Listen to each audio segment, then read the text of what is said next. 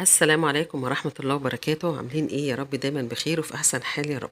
شايفين الطبق الجميل ده مش بانيه ولا اي حاجة، سمك فيليه معمول بطريقة جميلة جدا. كل الكبار والصغيرين هيحبوه، اللي ما بياكلش سمك هياكله بعد الوصفة دي ان شاء الله. مقرمش من بره وجميل جدا من جوه بالمنظر اللي انتوا شايفينه ده. خليكم معايا في الوصفة الجميلة دي. نبدأ بسم الله. وأنا جايبة سمك فيليه، والسمك فيليه يا جماعة بلدي، يعني مش سمك بقى من اللي هو مستورد أو الحاجات اللي احنا بنشوفها دي. لا بلدي، سمك بلدي. فأنا جايباه، ما هوش غالي ولا أي حاجة، مناسب جدا للوصفة وجميل. هنا طبعا القطعة الصغيرة قوي ديت لو أنا مش محتاجاها أو مش عاوزاها تعمل بحطها في شوربة السي فود. وحابة أقول برضو بالرغم إن هو فيليه وجاي كده، ابقوا بصوا عليه، لأن أنا لقيت بعض شوكة بسيطة كده فيه بتطلع سهل، مفيش اي مشكله خالص، بس لازم تبص فيه عشان ما يكونش فيه شوك. بعد ما ظبطته كله تمام وقطعته بالقطع او يعني الحجم اللي انت عايزاه. هنا هقول لكم بقى تناوب عشان ما اطولش الفيديو. هقول لكم انا بحط كده، حطيت عليه توابل ايه. دي معلقه ملح، وما تكتريش في الملح عشان لسه التغليف هنحط عليه ملح. فحطي معلقه بس صغيره ملح، معلقه كركم، معلقة بابريكا أو نص معلقة بابريكا، ده أساس البابريكا عندي في كل الأكل. نص معلقة كمون، نص معلقة فلفل أسود. وما تستغربوش بيضيع الزفارة بتاعة السمك أو أي حاجة. هنا شايفين المعلقة بتبقى صغيرة اللي أنا بحط بيها دي. معلقة حلوة بقى توم مبشور كده جميلة. ممكن تحطي توم باودر، بس أنا توم مبشور موجود فحطيته. دي هريسة شطة، معلقة برضو صغيرة اللي أنا بعاير بيها دي يا جماعة، معلقة صغيرة أصغر من معلقة الشاي كمان.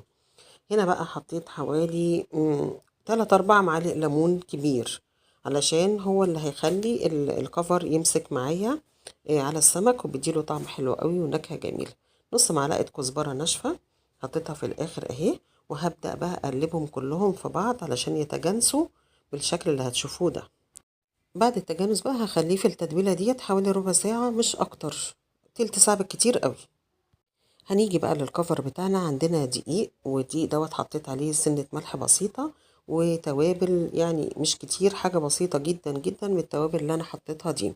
هبدأ اغلف الاول قطع السمك فيها عادي من غير ما اعمل اي حاجة. انا مجرد ان انا احط عليه السمك واشيله منه انفضه منه، علشان لسه هعمل خلطة سايلة. والسايلة اساسي انها عشان تمسك في السمكية ان هو يكون متعفر او متبدر او محطوط عليه دقيق بالمنظر اللي انتوا شايفينه ده.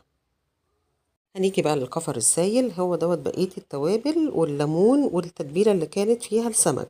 انا شلت السمك منه وحطيته في الدقيق.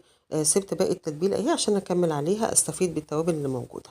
حطيت مية وحطيت دقيق، وهخلي القوام السايل ما يكونش لا تقيل قوي ولا خفيف قوي. عشان كده ما تحطيش مية كتير في الاول، حطي مية حبة حبة لحد ما توصلي للقوام اللي انت هتشوفيه معايا في الفيديو ده. بصوا يا جماعة، القوام اللي أنا عايزاه، لا تقيل ولا سايل، قوام وسط كده علشان السمك يمسك فيه ويكون جميل، والتتبيلة أو الكفر ما تسيبش السمكية وأنا بقليها. كده بقى هنشيل السمك اللي أنا كنت حاطاه في الدقيق وأحطه في الخلطة بتاعتي السايلة. شايفينها قوامها عامل ازاي اهي. وهشيله وهرجعه على الدقيق تاني، بس مش هحط بقى الكمية كلها زي ما عملت في الاول، لا انا هحط قطعتين 3 علشان اديلهم مساحة ان هو يعملوا التعريجات اللي انتوا شفتوها في الاول الفيديو على السمكية دي.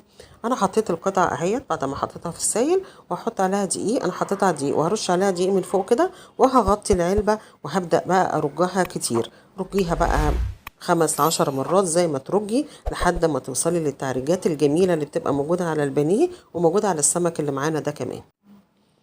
اهو شايفين المنظر الجميل التعريجات ديت حلوة جدا جدا ومديها شكل حلو.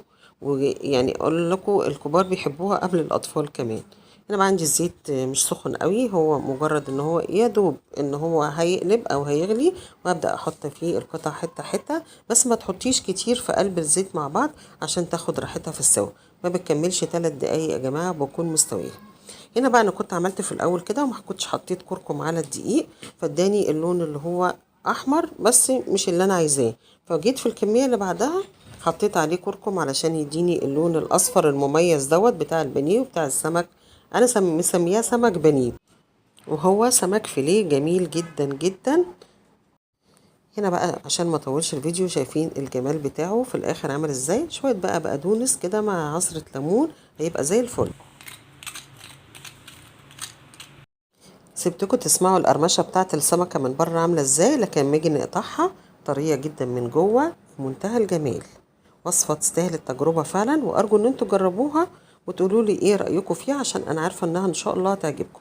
اعمليها بقى بالعيش زي ما انت بتجيبي سندوتشات السمك الفيليه من بره كده، اعمليها بقى مع الرز، مع أي أكلة تتاكل كده في منتهى الجمال.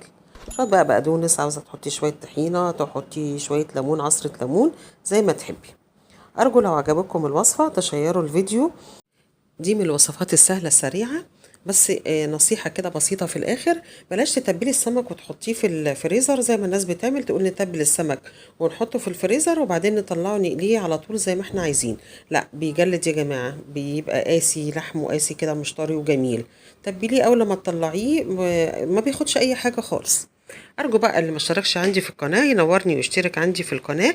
ويا رب تكون وصفة النهاردة عجبكم، وما تنسوش التعليقات الجميلة اللي بتسعدني، وكل حد طلب مني وصفة أنا هعملها إن شاء الله إن شاء الله. ومعلش اتأخرت عليكم، دمتم يا رب دايما بألف خير.